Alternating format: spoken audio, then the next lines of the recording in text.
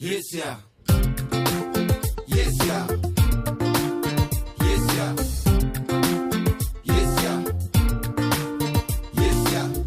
Governments and people have something in common. Yes, yeah. Imperialism is not something which is simply about either settling in like people from Europe going and settling in Africa, or even about the rich countries exploiting the poor countries. I think the first thing to say is that imperialism is primarily about conflict between the main powers. Now, that doesn't mean that it doesn't affect other countries, but it does. It's been the cause of misery across the world. But it's not a coincidence that the main imperialist wars in the last century were actually in imperial heartlands in Europe. And it does mean that when the misery of the global south is not necessarily the central point of imperialism. What's the central point about it is developing the competition between major companies and the states that they're associated with. It does mean that sometimes that a lot of the, this is another meeting, I'm going to get to an economics meeting on this thing, but a lot of the investment, for instance, that goes on between the major imperial countries is investment which is done in terms of between investment in other countries rather than they make profits out of investing in other imperial countries rather than investing in the third world, which I think is sometimes quite important for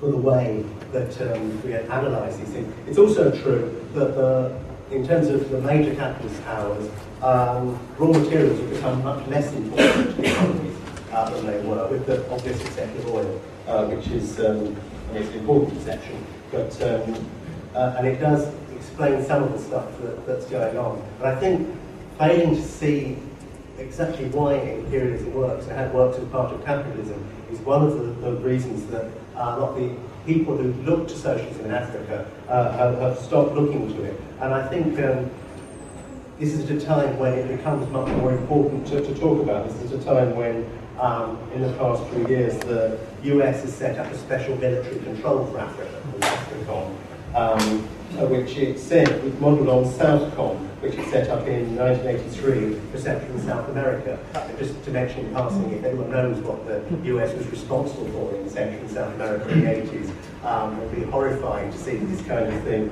is being seen as in terms of Africa. But one of the reasons, well, there's two central reasons why there's a new scramble for Africa, why the imperial powers are coming back in.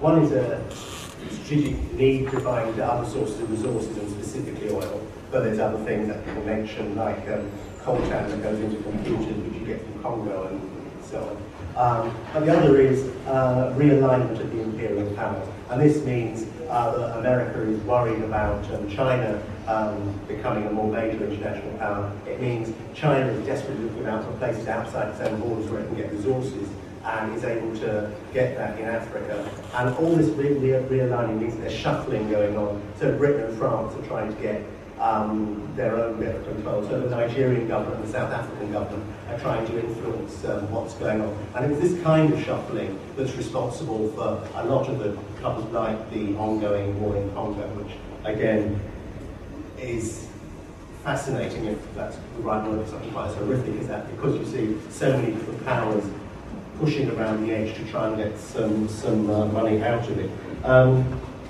And when I'm talking about imperialism and this whole process, it's not just in terms of military control, it's also in terms of the kind of bodies that we were talking about before, the World Trade Organization, the International Monetary Fund. People do structural adjustment programs that start pushing countries about, telling them what to do. But I do think that there's another thing that I want to mention in passing, which is another problem with a lot of African socialism was where it was that people saw change coming from. People looked to, particularly African peasants, or the intelligentsia, and said these people are actually going to be the people who bring change. And where traditionally socialists have talked about change being brought by the working class, that can't really happen because the working class isn't big enough in Africa So we need to look to other people. And I do think this is a mistaken view, and I think it's a view that's caused lots of problems and goes on. And there is the idea also that the working class in Africa is relatively privileged and therefore being bought off.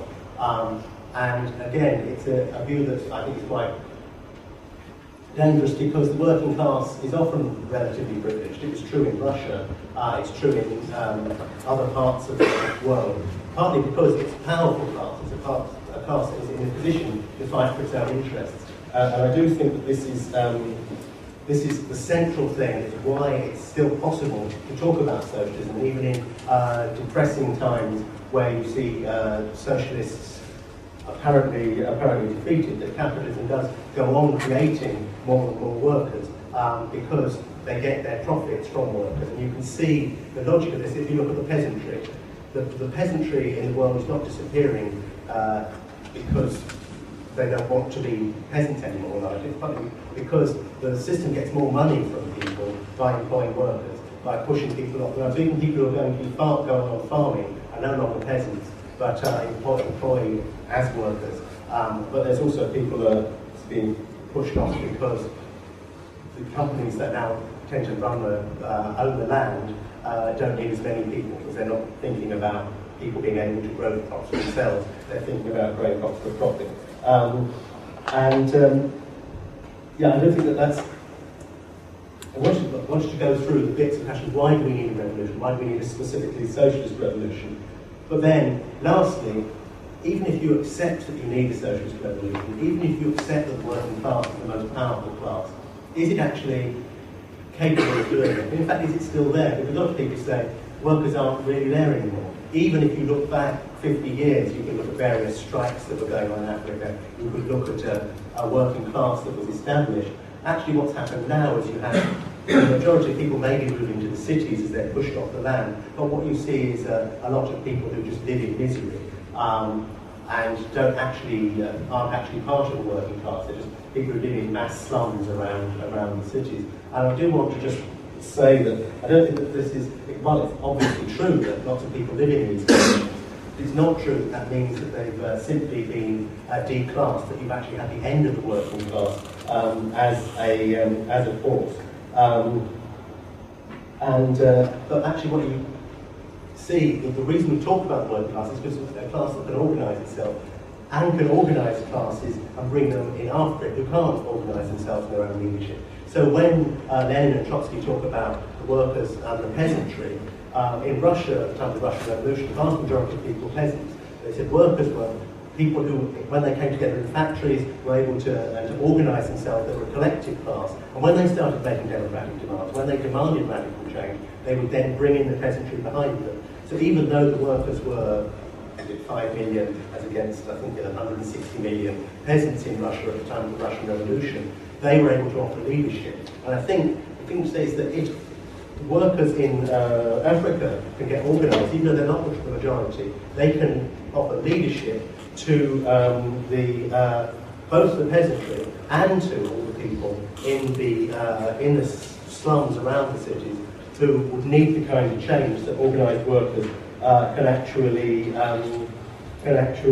bring. And I think you can see that the working class does still exist across Africa, from victorious strikes that have taken place from vulnerable groups like the tea pickers in Kenya, who won a strike against mechanisation a couple of years ago.